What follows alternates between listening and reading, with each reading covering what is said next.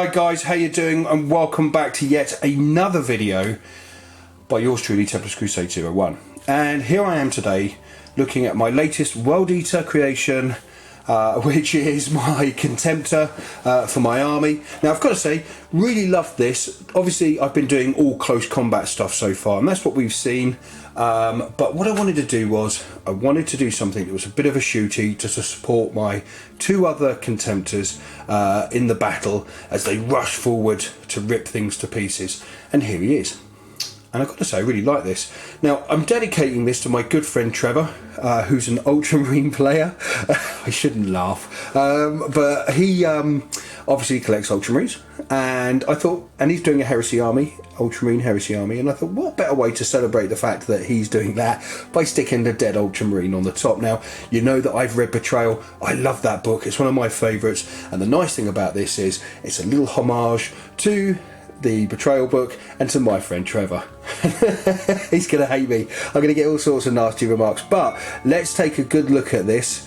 And as you can see, I've magnetized it because these are the things that get broken if they're stuck in the top. They tend to snap, so at least I can take that off, which is quite nice.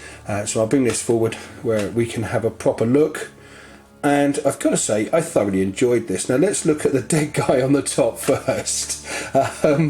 So I wanted to have an Ultramarine that had been severely mauled and then stuck in on a pole for all to see.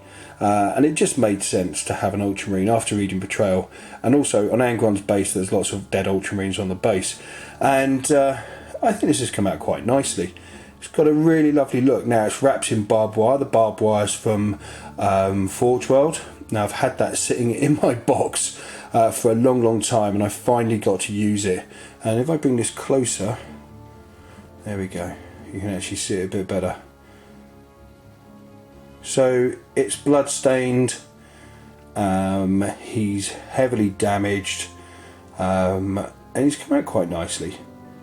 I mean, all in all, he has come out quite nicely. I'm quite chuffed with that. So that's that. Let's take a look at this guy. So there he is in all his glory. Now I've followed the same paint scheme as I've done with the others, and he's come out quite nicely. I've got to say I'm quite happy with him. I've used this, remember if you saw me talking about my fantasy stuff, I've got that massive great big beastman giant thing, and this was to hang off his waist, but I said it looked really good on a Contemptor with loads of skulls sort of like tightly wrapped, so they hung there. So it's all the dead that he's killed so far hanging off there, and there seems to be a theme with skulls with them as well. Now I've added some extra bits like these little spikes here and here and on the sides just to sort of break it up from everybody else's. Again, we follow the theme of the icon, symbol there, and symbol there, so it just follows a nice smooth look all the way around, because normally that should be over there, but I wanted that changed. But instead we've got the Legion number in there that's been heavily worn down, and he's come out quite nicely. I've dressed the base, as you can see. I do like my grass leaves, I've got to say. I do like my grass and leaves on the base. It just sort of breaks it up and gives it that little bit of realism.